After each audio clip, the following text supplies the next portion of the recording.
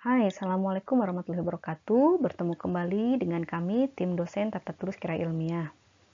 Pada video kali ini, kita masih mempelajari ejaan. Kali ini kita akan membahas penulisan kata majemuk, kata ulang, dan penulisan angka dan bilangan.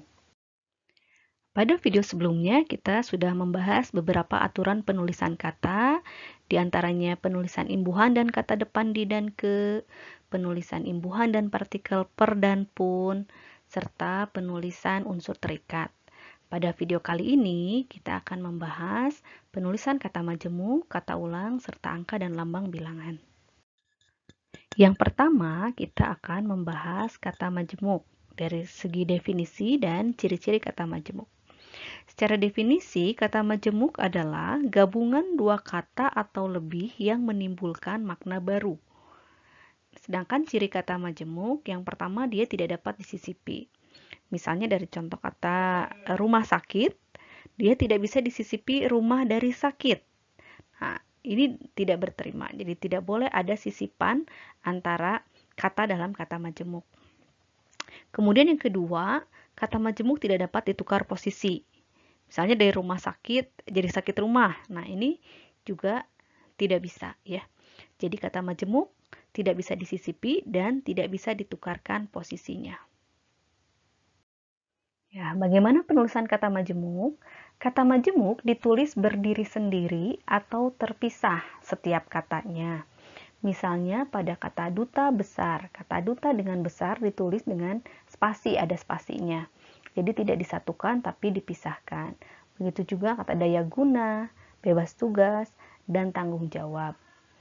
Nah, penulisan kata majemuk ini berubah apabila mendapat imbuhan. Sebagai contoh, pada kata tanggung jawab. Apabila kata tanggung jawab mendapat awalan atau prefiks ber, nah, awalan ini dia menempel pada kata pertama, tapi penulisannya tetap dipisah, tetap ada spasi, bertanggung jawab. Kemudian, jika ada awalan dan akhiran sekaligus, maka penulisannya disatukan, hanya pada kata pertanggungjawaban. Selanjutnya kita akan bahas penulisan kata ulang. Kata ulang dalam bahasa Indonesia ditulis lengkap, tidak boleh ditulis dengan angka 2. Misalnya pada kata anak-anak. Nah, anak-anak ini ditulis diulang penuh katanya. Tidak boleh dituliskan seperti ini ya. Begitu juga misalnya kata buah-buahan. Ini juga harus ditulis lengkap, tidak boleh ditulis seperti ini, buah-duaan. Tidak boleh. Nah, kita lihat contoh pada kalimat. Nah, ada kalimat Anda diwajibkan belajar mati-matian bila ingin maju. Nah, ini kata ulang mati-matian harus ditulis lengkap. Karena jika dia ditulis dengan angka 2, ini dikhawatirkan membingungkan orang yang sedang belajar bahasa Indonesia, terutama orang asing yang belajar bahasa Indonesia. Karena bisa jadi nanti dibacanya Anda diwajibkan belajar mati 2-an. Jadi ini tidak boleh menggunakan angka 2, tapi harus ditulis lengkap ketika dalam kalimat yang formal. Selanjutnya kita akan bahas penulisan angka dan bilangan. Dalam bahasa Indonesia dikenal dua macam angka, yaitu angka Arab, seperti angka yang biasa kita ketahui, 1, 5, 7, dan 100, begini penulisannya. Bedakan ya antara angka Arab dengan tulisan Arab, atau huruf Arab. Ini bukan huruf Arab, tapi angka seperti ini disebut dengan angka Arab. Dan yang kedua adalah angka Romawi, yang seperti I, V, X, dan selanjutnya. Nah, angka Romawi ini biasanya digunakan untuk menyatakan bilangan tingkat. Berikut adalah contoh penulisan angka dan bilangan. Lambang bilangan yang dapat dinyatakan dengan satu atau dua kata ditulis dengan huruf. Contohnya pada kalimat ini. Koleksi perpustakaan itu lebih dari 1 juta buku.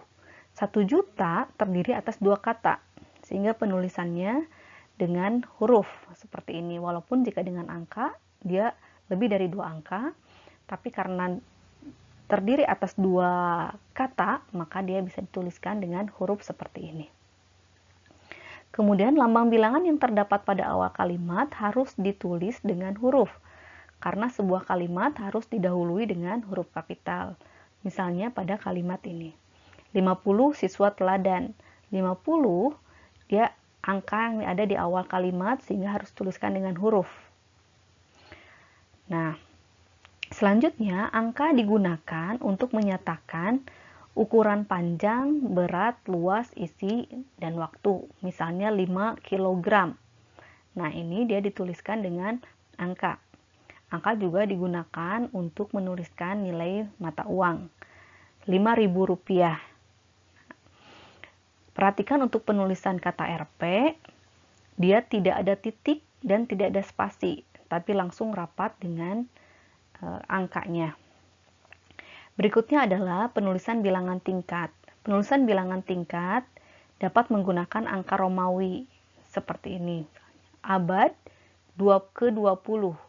Nah, angka Romawi dia sudah bermakna ke-20.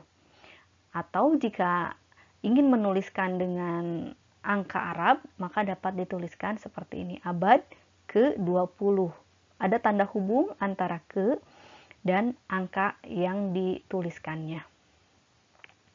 Demikian penjelasan mengenai penulisan kata majemuk, kata ulang, dan penulisan angka dan bilangan. Sampai bertemu kembali di segmen selanjutnya. Terima kasih.